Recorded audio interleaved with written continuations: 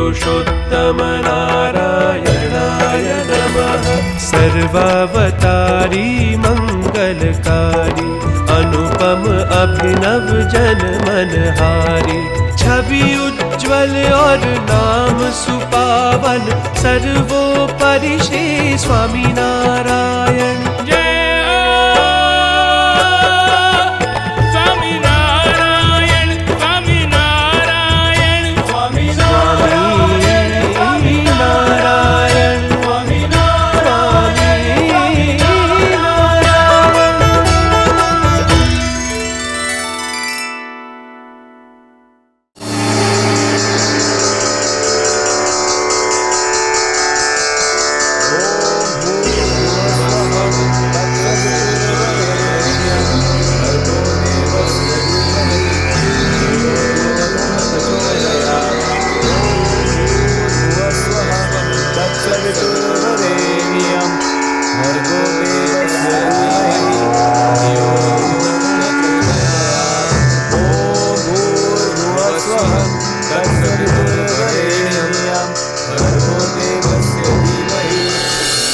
हे भगवान, गोपी को ठीक कर देना, उसका हर कष्ट मुझे दे देना। ठहरो। वैश्य? पंडित जी, वैश्य? तुम लोगों का साहस कैसे हुआ इस घाट पर आने का? जानती नहीं, ये सदाचारियों का घाट है। तुम जैसी वैश्याओं का यहाँ आना वर्जित है। किंतु पंडित जी, हमने तो सुना है कि सूर्य की रोशनी, चंद्रमा की शीतलता, प्रकृति की वायु और नदी की जलधारा पर सबका समान अधिकार होता है। हमें ज्ञान देने की चेष्टा मत करो। बंसीधर नाम है हमारा। इससे पहले कि हमारा क्रोध अग्नि बनकर तुम पर बरसे, चली जाओ यहाँ से। चले जाएंगे, किंतु ये तो बताइए कि हम पूजा पाठ करने जाएं तो जाएं कहाँ? मंदिर में पूजा पाठ करने पर तो आपने पहले ही प्रतिबंध लगा रखा है, और अब हम यहाँ भी नहीं आ सकते। यदि हमारे आने से आपको कोई कष्ट हो रहा है तो आप लोग ही यहाँ से क्यों नहीं चले जाते? अरे बावरी, यदि ये कहीं और चले जाएंगे तो हमारी सुंदरता देखने से वंचित नहीं हो जाएंगे। क्यों पंडित जी, सच कहा ना मैंने?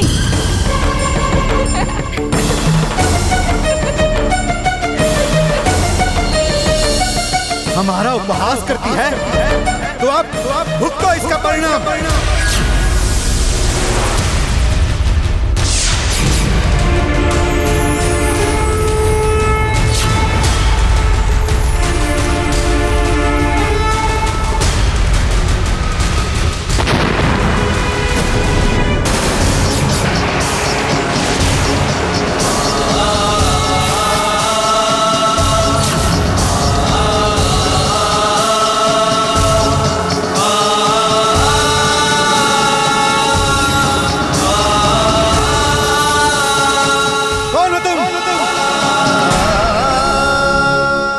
मेरा वार रोकने का साहस कैसे किया तुमने?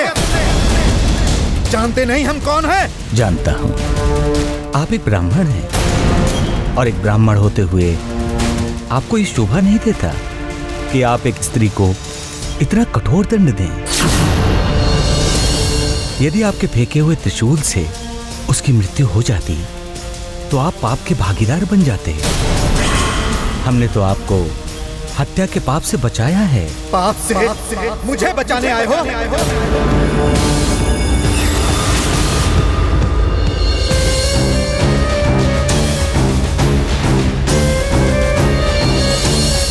पाप मैं नहीं, तुम कर रहे हो योगी। वो किस तरह पंडित जी? इस पापिन का साथ देकर। जानते हो ये कौन है? ये वैश्या है, वैश्या। इसने हमारे सदाचारी घाट पर कदम रखकर इसे अपवित्र किया है, हमारी पूजा में विघ्न डाला है। यदि एक स्त्री से आपकी पूजा में विघ्न पड़ता है तो इसका तात्पर्य तो यही है कि आपका ध्यान प्रभु की आराधना में था ही नहीं। और रहा सवाल इस जल के अपवित्र होने का, तो भला ये कैसे संभव है? कि किसी के शरीर के स्पर्श मात्र से ये जल अपवित्र हो जाए? क्योंकि ये शरीर तो प्रभु की रचना है, और भला प्रभु की कोई भी रचना अपवित्र कैसे हो सकती है? योगीराज, भाषण अच्छा देते हो, किंतु तुम ये नहीं जानते कि हम कौन हैं। हम यहाँ के वामपंथी ब्राह्मण हैं, बंसीधर। बंसीधर, हमने अच्छे अच्छों की बंसी बजाई है। अगर तुम्हें ये पतिता इतनी ही पवित्र लगती है तो इसके हाथ का भोजन करो, सेवा कराओ इससे। यदि इसके भाग्य में हमारी सेवा लिखी है तो भला उसे कौन रोक सकता है? भाग्य, चलो।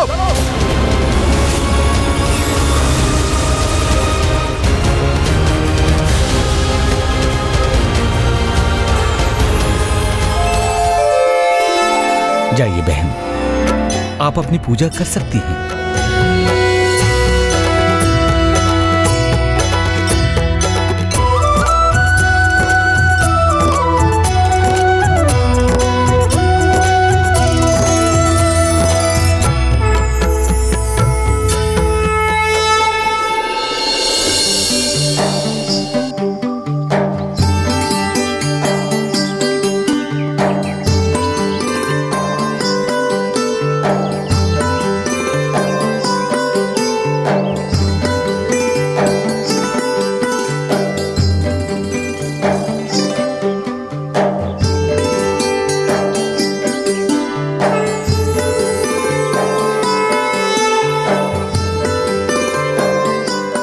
जय स्वामीनारायण। महाराज जी, अहिंसमी यज्ञ की सारी तैयारियां सुचारू रूप से चल रही है और बाहर से हरि भक्त भी आने लगे हैं, जिनके रहने का प्रबंध हो गया है। साथ ही उनके भोजन की सारी सामग्री का प्रबंध भी हो गया है। अतः अब आप ही बताइए कि आगे की कार्रवाई कैसे करनी है। आप ये कार्य संपन्न करके हमारे कक्ष में आ जाइएगा। आगे का कार्यक्रम हम आपको वहीं बताएंगे। जी स्वामीनारायण।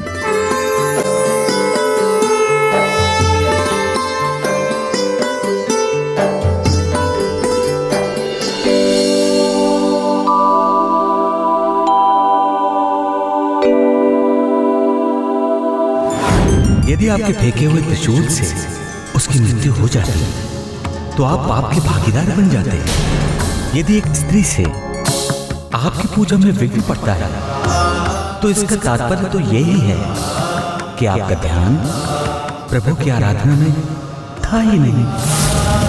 और रहा सवाल इस जल के अपवित्र होने का, तो भला यह कैसे संभव है कि किसी के शरीर के स्पर्श मात्र से ये जल अपवित्र हो जाए? क्योंकि ये शरीर तो प्रभु की रचना है, और भला प्रभु की कोई भी रचना अपवित्र कैसे हो सकती है? यदि इसके भाग्य में हमारी सेवा लिखी है तो भला उसे कौन रोक सकता है?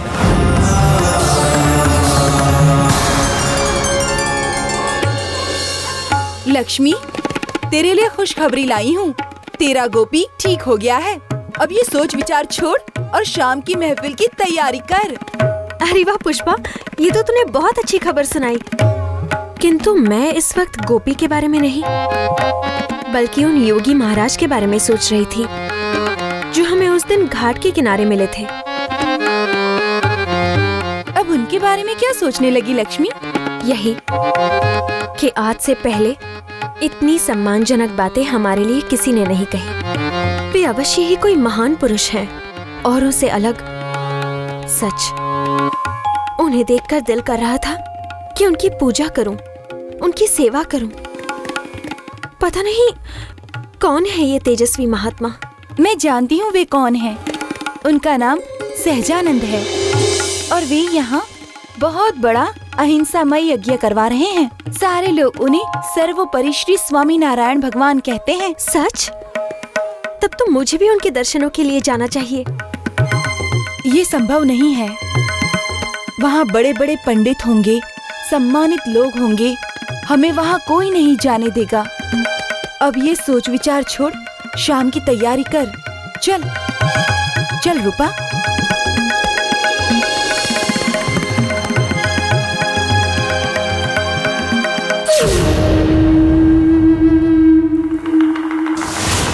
प्रणाम पंडित जी। प्रणाम बाद में, पहले ये बताओ उस योगी के बारे में पता चला? हमने पता कर लिया है पंडित जी कि वो सहजानंद नाम का एक योगी है जो अपने आप को सर्वोपरि श्री स्वामीनारायण भगवान कहता है, और वो यहाँ जेतलपुर में आकर एक बहुत बड़ा अहिंसामय यज्ञ करवा रहा है। और इसी कार्य के लिए वो यहाँ आया हुआ है। अहिंसामय यज्ञ के लिए आया है? तो तुम लोग यहाँ क्या कर रहे हो? जाओ और जाकर उसके अहिंसामय यज्ञ में इतनी हिंसा फैलाओ कि वह फिर इस जेतलपुर की धरती पर आने का साहस न कर सके। जाओ। जो आ गया पंडित जी। अब देखता हूं वो योगी कैसे अपने अहिंसामय यज्ञ का आयोजन करता है। वो अपनी जान बचाकर यहाँ से नहीं भागा तो हमारा नाम भी पंडित बंसीधर नहीं। पंडित बंसीधर ने अच्छे अच्छों की बंसी बजाई है तो बच के कहां जाएगा वो सहजानंद। यज्ञ कार्य में हमें हरि भक्तों के साथ कुछ स्त्री भक्तों की भी सेवा लेनी होगी, क्योंकि कुछ कार्य ऐसे हैं जिन्हें स्त्री भक्त उत्तम प्रकार से कर सकती हैं। क्षमा करें स्वामी जी महाराज, क्या यज्ञ में स्त्री को बुलाना उचित होगा? कहीं ऐसा ना हो यज्ञ में आने वाले हरिभक्त इसका विरोध कर बैठे। यदि किसी ने ऐसा किया तो इसका अर्थ यही होगा कि वे हमारे सच्चे भक्त नहीं हैं, क्योंकि स्त्री भक्त हमारे लिए पूजनीय हैं, और जो हमारे लिए पूजनीय हैं, भला उनसे कैसा विरोध?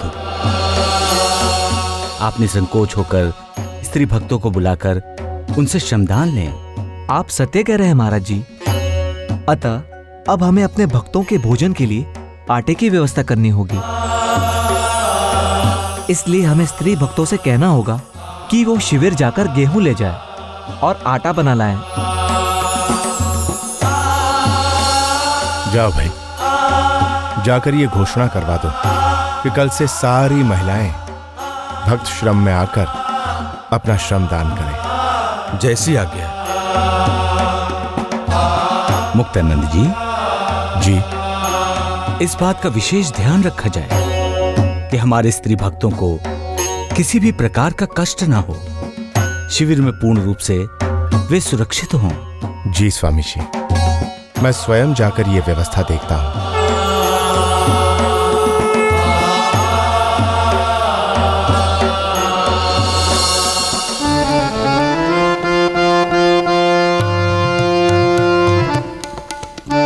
ये स्वर्ण मुद्राओं से भरी थाली पास के गांव से आई है। वहाँ की जमींदार की बेटी का विवाह है और उस विवाह में तुम्हें नृत्य करने का बुलावा आया है। ये स्वर्ण मुद्राएं वापस कर दो रूपा। मैं कहीं नहीं जाऊंगी। नहीं जाओगी? ये तुम क्या कह रही हो लक्ष्मी? तुम जानती हो कि जमींदार और साहूकारों का मन बहलाना यही हमारा धर्म है, और तुम इस धर्म से मुंह फेर रही हो। फिर हमारे कोठे पर कौन आएगा? मैं ये सब नहीं जानती पुष्पा, पर मैं इतना जानती हूँ कि जिस धर्म को निभाने से मन को सुख शांति ना मिले, उसे त्याग देना ही अच्छा होता है। बावरी मत बन लक्ष्मी। हाथ आई दौलत को ठुकराना ठीक नहीं है। अगर इस धन दौलत ने हमसे मुंह फेर लिया तो हमारा जीना दुभर हो जाएगा और हमारे कोठे पर वीरानी छा जाएगी। तो अब कौन सा सुख मिल रहा है हमें ये सब करने से? सच तो ये है कि जब से हमने सहजानंद जी महाराज के दर्शन किए हैं ना, तब से न जाने मुझे क्या हो गया है। मेरा मन अब इन सब चीजों से उखड़ने लगा है रूपा, और मुझे ये सब करने की गवाही नहीं दे रहा। मैं नहीं जानती कि मैं ये सब ठीक कर रही हूँ या नहीं, किंतु मेरा निर्णय यही है कि मैं वहाँ नहीं जाने वाली। यदि तुम मेरे स्थान पर वहाँ जाना चाहती हो तो तुम जा सकती हो, मुझे इसमें कोई आपत्ति नहीं है।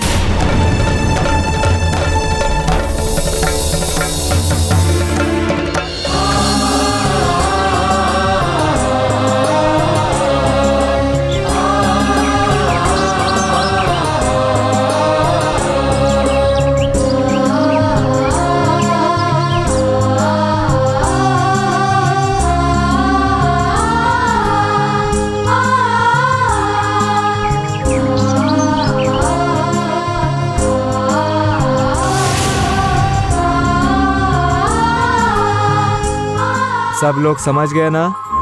हमें इन सारे हरि भक्तों के साथ मिलकर इनकी सारी व्यवस्थाओं पर पानी फेरना है। और हाँ, ध्यान रहे काम इस तरह करना है कि किसी को हम पर संदेह ना हो। समझ गए? अरे भाई हरि भक्तों, आप यहाँ क्या कर रहे हो? चलो चलो अंदर ले जाओ, चलो सामान ले जाओ, चलो चलो चलो।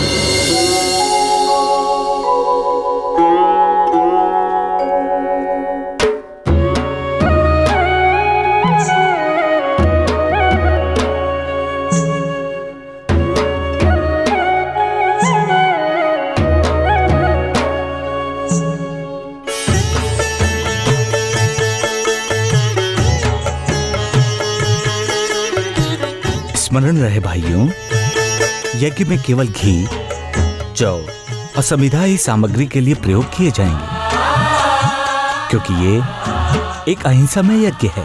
क्षमा करें योगीराज, क्या हम जान सकते हैं कि ये अहिंसामय यज्ञ क्या होता है? जिस यज्ञ में वनस्पतियों और शुद्ध घी से पूर्णाहुति की जाए और जिसमें किसी भी प्रकार के जीव और पशु हत्या ना हो, वही अहिंसामय यज्ञ है। तो क्या आज तक जितने भी हिंसामय यज्ञ किए गए हैं वो सभी गलत हैं? हाँ, गलत हैं, क्योंकि कोई भी धर्म हिंसा की बात नहीं करता। अगर हम किसी जीवात्मा को जीवन दे नहीं सकते, तो उनसे जीवन लेने का हमें कोई अधिकार नहीं है। अतः यज्ञ तो जीवात्मा के कल्याण हेतु ही होता है।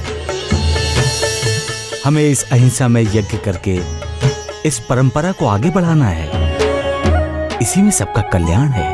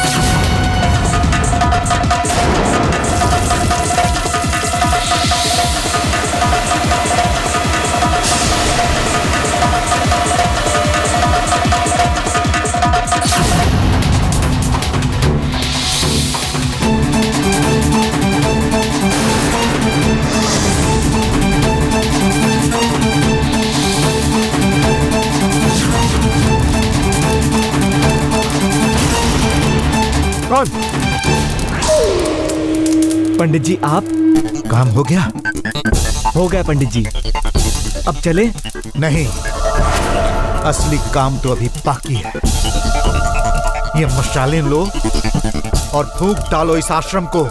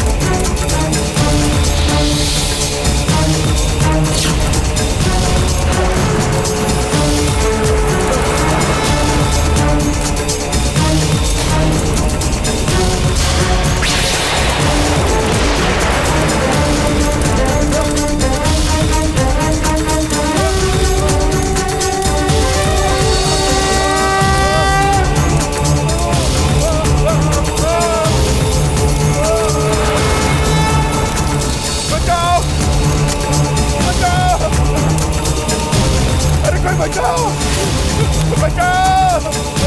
अरे ये आग!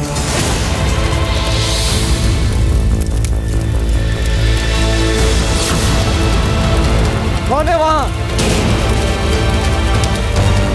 अरे भागते कहाँ हो? पकड़ो!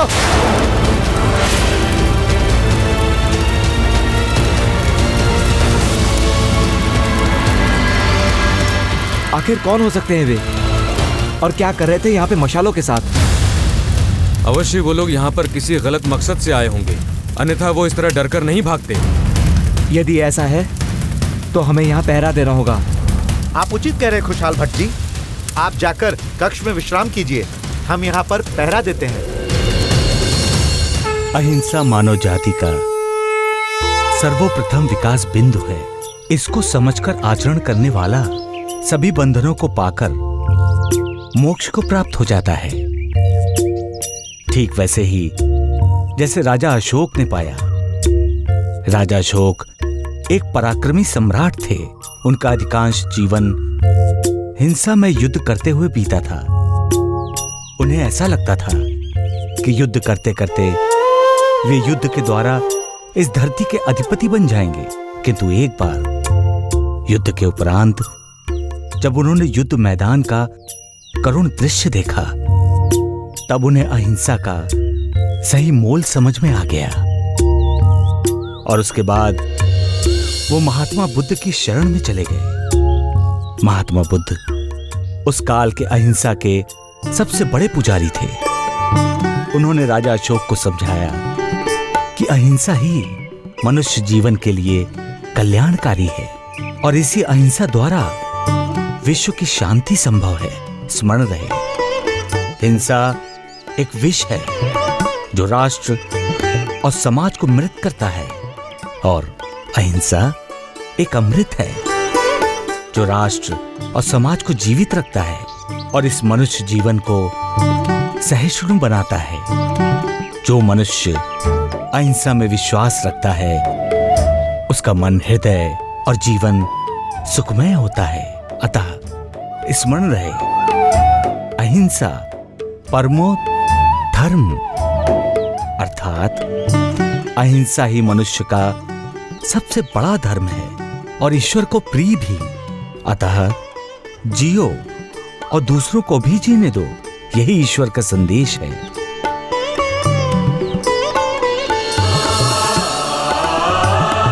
बोलो पूर्ण पुरुषोत्तम श्री स्वामीनारायण भगवान की। बोलो पूर्ण पुरुषोत्तम श्री स्वामीनारायण भगवान की।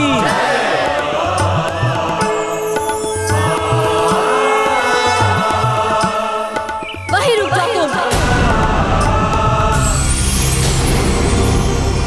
ऐसी संत सभा में जहाँ स्वयं परमात्मा विराजे हैं, तुम जैसी नीच औरत की हिम्मत कैसे हुई यहाँ आने की? आप ऐसा क्यों कह रही हैं बहन? क्योंकि ये एक वैश्य है स्वामी जी महाराज।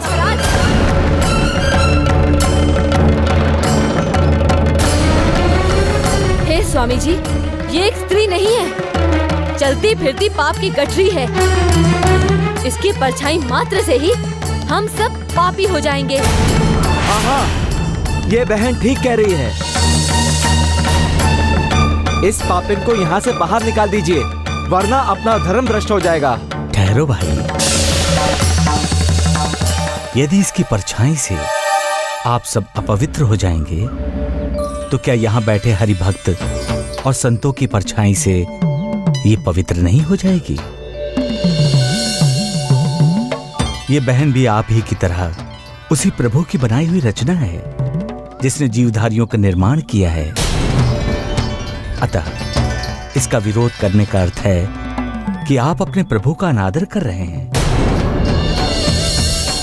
और भला प्रभु की कोई भी बनाई हुई रचना अपवित्र कैसे हो सकती है? इसे यहां आने दीजिए।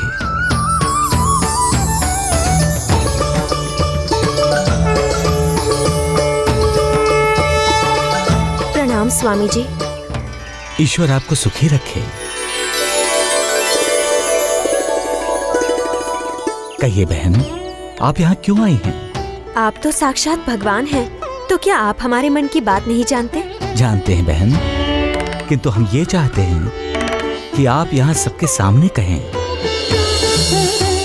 ताकि यहाँ बैठे सब लोगों को ये पता चल सके कि आप यहाँ क्यों आई हैं। हमने सुना है कि आपने असंख्य लोगों का कल्याण किया है, उन्हें धर्म और मुक्ति की राह दिखाई है। बस यही लालसा लेकर मैं भी आपके पास आई हूँ। मेरा मन आपकी सेवा करके पुण्य कमाने का है। बस यही संकल्प लेकर आपके द्वार पर आई हूँ प्रभु।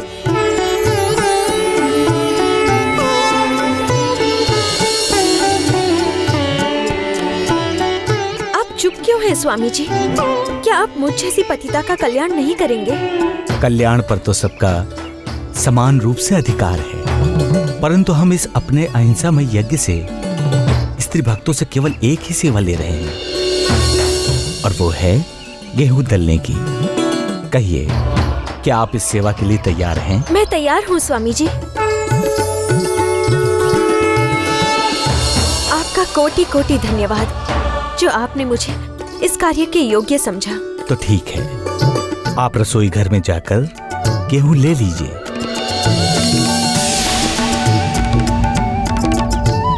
भक्त जी स्वामी जी। इन्हें रसोई घर में जाकर गेहूं दे दीजिए। जो आज्ञा। चलिए।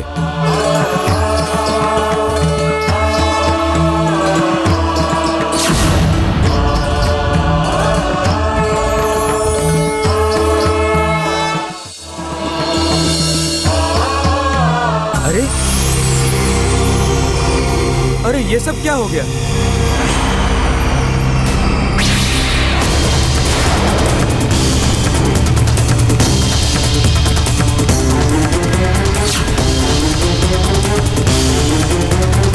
अरे, यहाँ पर ये सब सामान बिखरा हुआ कैसे पड़ा हुआ है? और घी के बर्तन से घी भी गायब है। हाँ, और चावल और गेहूं में भी कंकड़ और पत्थर मिले हुए हैं। किसने किया है ये सब? बहन, आप अभी अपने घर जाइए, गेहूं हम आपके घर भिजवा देंगे।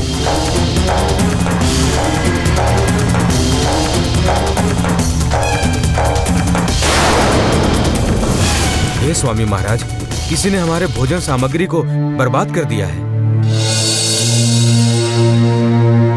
और रसोई घर में कुछ शेष नहीं बचा है। हाँ स्वामी जी महाराज, हमें तो समझ में नहीं आ रहा है कि अब संतों के लिए भोजन कहाँ से आएगा। चिंता मत करो, मैं देखता हूँ। चलो।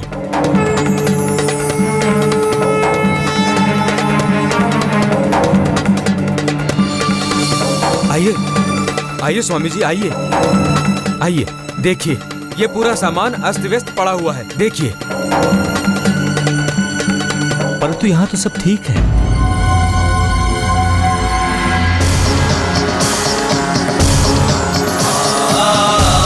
नहीं स्वामी जी, अभी अभी हम स्वयं ये सब देख कर गए थे, फिर हमारी दृष्टि कैसे धोखा खा सकती है?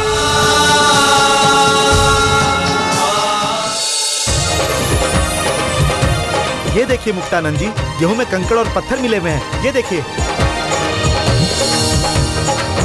दुर्जन सफल ना होएंगे,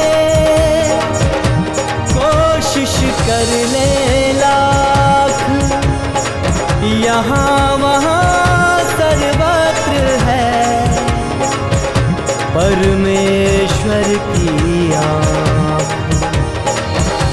भक्तों की विनती सुनी, हमारी तो कुछ समझ में नहीं आ रहा है प्रभु जी। ये सब कुछ कैसे हो गया? कंकर पत्थर कोई भी ना देखे ना पाए, सारा ज्यों का त्यों हुआ, कृपा करी सतनाम। भक्त ये महिमा देख के करने लगे प्रणाम, करने लगे। हे स्वामी जी, अब हमारी समझ में आ गया है, ये सब आप ही की कृपा है। तो अब आप सब भोजन की तैयारी कीजिए। स्वामी नारायण, स्वामी नारायण, स्वामी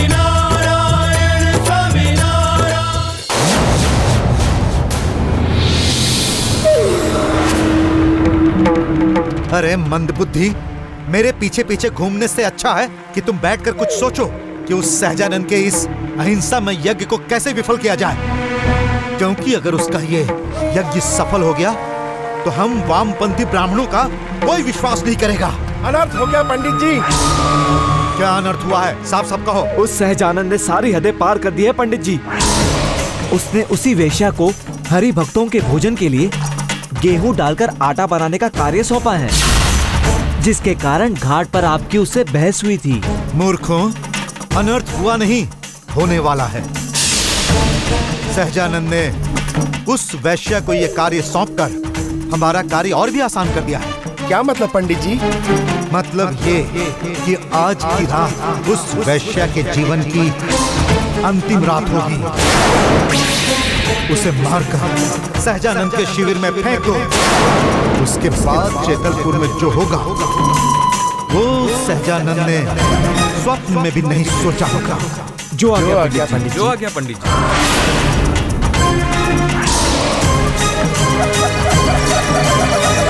ओम पूर्ण पुरुषोत्तम श्री स्वामीनारायणाय नमः। ओम पूर्ण पुरुषोत्तम श्री स्वामीनारायणाय नमः।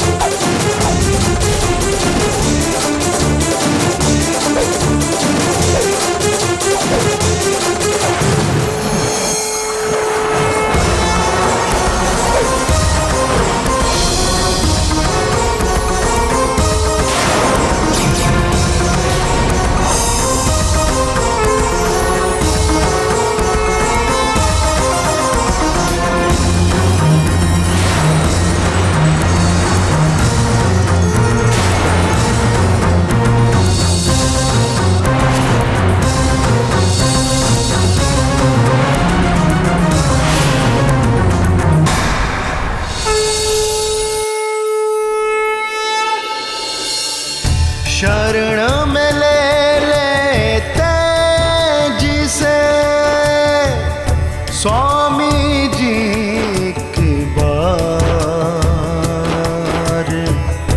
अपने उस प्रिय भक्त को देते भव से तार।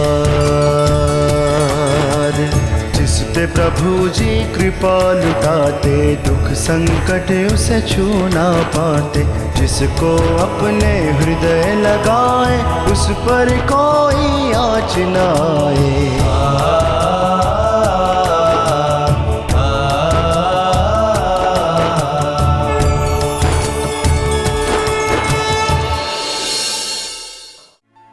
सर्वोपरि श्री स्वामीनारायण भगवान के वचन अनुसार नियम और संयम से रहने वाला मनुष्य ईश्वर को प्रिय होता है, क्योंकि नियम और संयम वो अग्नि है जिसमें से तप कर मनुष्य का जीवन सोने के समान निखर जाता है और उसका यह निखार उसके व्यक्तित्व को प्रभावशाली बनाता है।